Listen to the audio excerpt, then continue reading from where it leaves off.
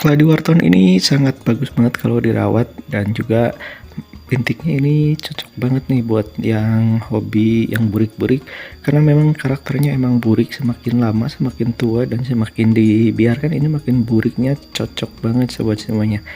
Nah, di koleksianku di kebun keladiku ini banyak banget yang namanya keladi Caroline Wharton, karena memang spesial banget. Dari dulu aku suka banget yang namanya Caroline Wharton dengan buriknya ini. Nah, kalau sobat semua gimana, udah pada punya belum koleksi yang seperti ini? Nanti komen di bawah ya sobat semuanya.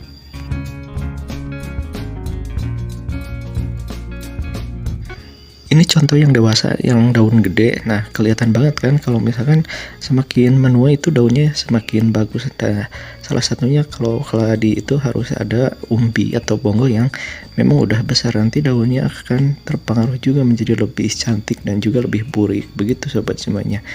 Makanya kalau mau seperti di kebunku yang rimbun dan berlimpah banget, jangan jangan terlalu dikasih perhatian yang berlebih, karena kalau tanaman apapun nanti dia malah manja sendiri dan juga nggak bagus sobat semuanya. Jadi harus diperlakukan yang sesuai dengan habitatnya, begitu sobat semuanya.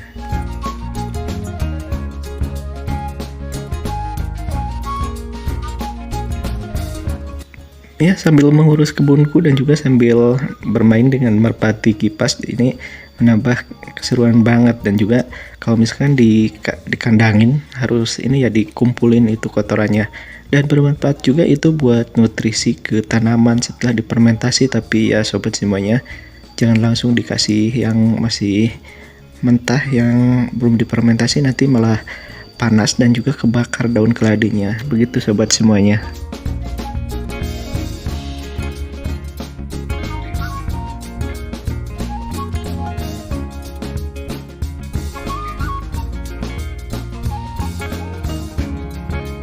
Nah, seperti aku bilang dari video-video sebelumnya, jadi kalau misalkan keladi itu lebih cocoknya pakai yang alami, pupuk alami, terutama di media tanam. Nah, sebelum mau tanam keladi, harusnya kalau misalkan yang ada di daerah itu pakai jerami padi yang memang udah dibusukan udah lama, lalu ditambah dengan sedikit tanah juga bisa, karena untuk mengikat airnya.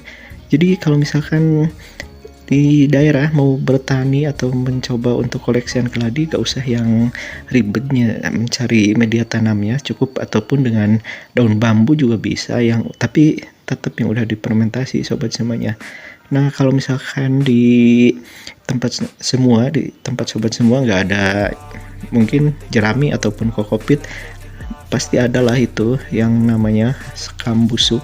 Nah, itu juga udah cukup, tetapi harus diperhatikan, harus pakai tatakan sobat semuanya untuk menjaga air supaya dia stabil. Kecuali kalau memang rajin sih, nggak ada kesibukan lain, tanpa tatakan pun nggak apa-apa, yang penting dikontrol dari pengairannya sobat semuanya.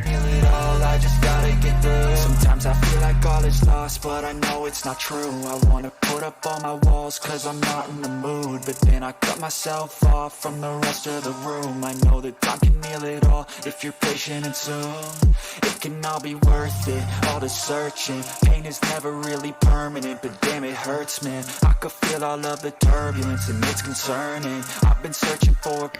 Nah, seperti contoh di videoku ini, menjulang tinggi lumayan sih kalau di Caroline Wharton, karena memang dia banyak dengan berkelompok dengan teman-temannya, jadi dia mungkin bersaing, jadi saling balap untuk mencari matahari. Begitu sobat semuanya.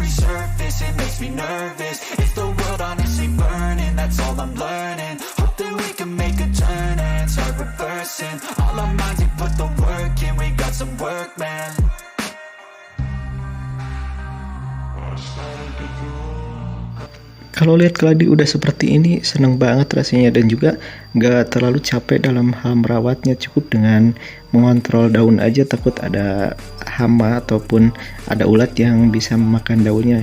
Sudah cukup itu aja sih, nggak usah yang ribet.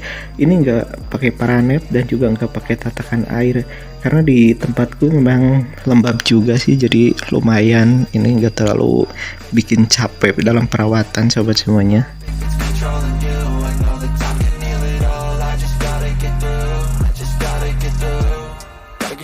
Life is a nuisance, tie up some loose ends. I try to be human, find a solution, my evolution. Ini sih nggak capek dalam perawatan karena aku juga nggak menyepesialkan dia.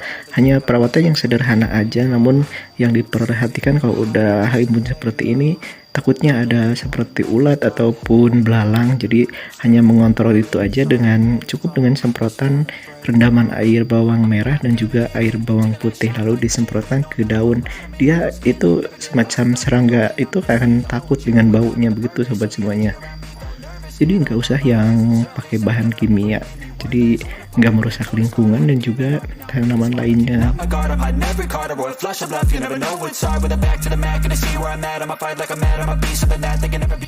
Semoga di video kali ini ada hal positif yang bisa diambil dan juga bermanfaat. Sobat semuanya, selamat mencoba bertani ya.